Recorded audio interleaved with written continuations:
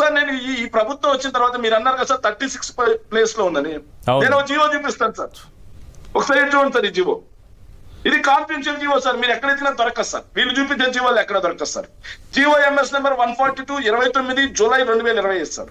ఈ జీవో ఏంటంటే సార్ 2019, 2021, 2020, 2022, 2022 ఇలా 8 కేసులు ఉన్నాయి సార్. ఎవరి మీద ఉన్నాయంటే గుజ్జుల సీను అని చెప్పేసి మాజీ ఆప్కోస్ చైర్మన్, కడప జిల్లా కాజీపేటకు చెందిన అతను సార్.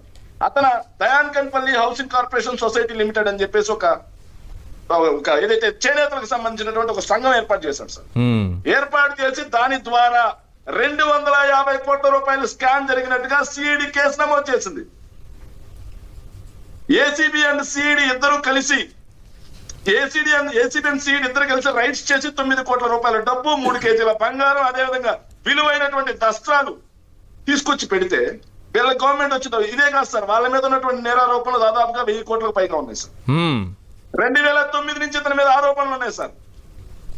జరిగితే చివరికి సార్ నిన్న జీవో ఇచ్చిన జీవో ఏమని ఇచ్చారో తెలుసా సార్? అతను ఏ తప్పు చేయలేదు, తప్పుడు కేసు పెట్టారు, విచారణ చేయాల్సినటువంటి అవసరం లేదు, కేసులు క్లోజ్ చేసేయండి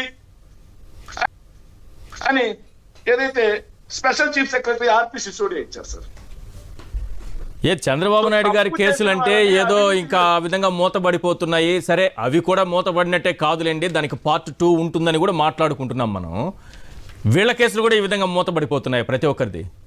సార్ నేను చెప్తున్నాను సార్, ఈ 250 కోట్లే కాదు సార్, మొత్తంగా వీళ్ళ మీద ఉన్నటువంటి కేసులు 1000 కోట్ల రూపాయలకు పైగా అవినీతికి పాల్పడినటువంటి గుజ్జుల సీను అనే అతని మీద ఏ బేరీస్ మీద మీరు కేసులు ఎత్తేస్తా ఉన్నారు.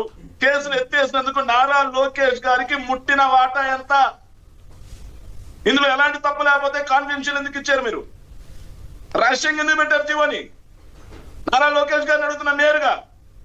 ఇందులో మీకు వాటాలు రాకుంటే, ఇందులో ఎలాంటి తప్పిదం లేకుంటే కాన్ఫిడెన్షియల్ జీవోలు ఎందుకు పెట్టారు? ఇది ఒక్క జీవోలైనా ఇంకా ఎలాంటి ఎన్ని ఇచ్చున్నారు మీరు?